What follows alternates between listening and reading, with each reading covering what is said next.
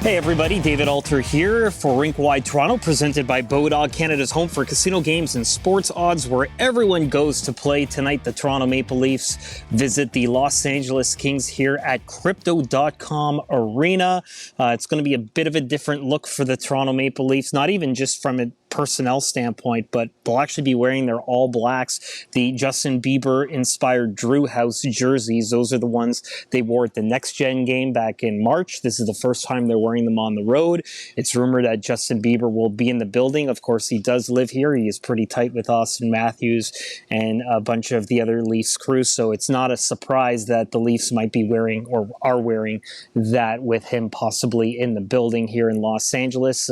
It looks like the Kings will be wearing their Chrome Dome helmets in response to that, so should be quite the interesting look there on the ice when the Toronto Maple Leafs host the Kings, or visit the Kings, I should say. As for the game itself, well, the Leafs had a pretty miserable game in San Jose, losing 5-4 in overtime, but just looking pretty awful out there. And as a result of that, the Leafs have changed up the lines.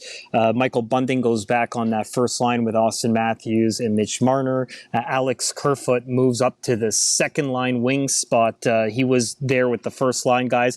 He was one of the few guys who had a good game over there in San Jose. And then a new look third line, Nick Robertson, Calle Yarncroke, and Wayne Simmons. That's the third line there. Sheldon Keefe saying that given what was happening with that second line in San Jose and the matchups that they've been getting, they're trying to add more skill to that third line to kind of throw the opposition off guard and perhaps get some more secondary scoring. So we'll see if that works tonight. Nick Robertson is from around here. He spent parts of 4 seasons with the Maple Leafs, but this is the first time he's actually going to be able to play in the Southern California area in front of family and friends. He's splitting up the fans between, or friends and family, I should say, between the building and the game here and the one against Anaheim on Sunday. So a big family affair for number 89 of the Toronto Maple Leafs. Calle Yarncroke moves from the wing to the center.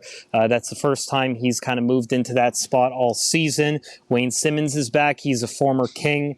And Nick Robertson even mentioned that as a kid, he watched Wayne Simmons here in this building and at the Toyota Center where the Kings practice. So that'll be interesting as well.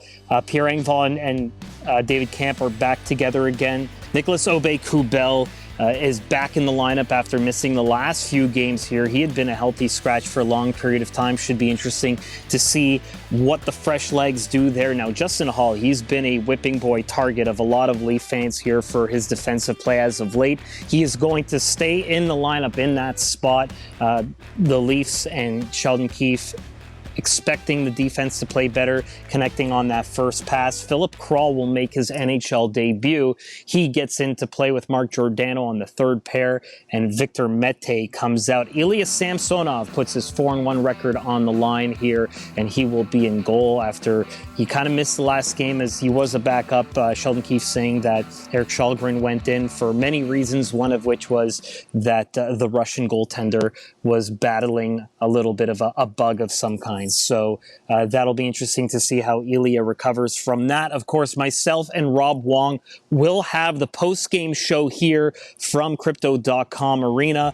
Be sure to subscribe and rate Rink-Wide Toronto, presented by Bodog. From sports odds to free casino games, make a play at bodog.net.